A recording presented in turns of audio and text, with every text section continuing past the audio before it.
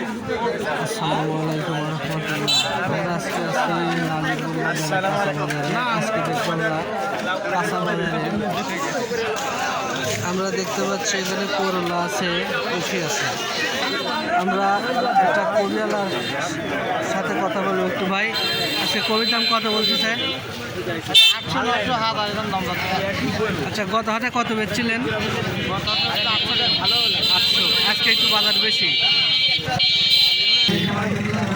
এটা একটা বাজারে বলতেছে। এটা আপনি কত বলতেছেন সিমের বাজার মুরব্বী? সিমের বাজার লেখ এটা নেয় না, না কোনো দামই বলে নাই। না।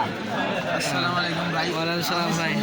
সিম তো 10 টাকা কেজি কথা মনে বলতে পারি, 1 টাকা কেজি ভাই। এখন কি উপায় হবে আমাদের কোন ভাই? কোনো দামই বলতেছে না। না, কোনো দাম করছে না।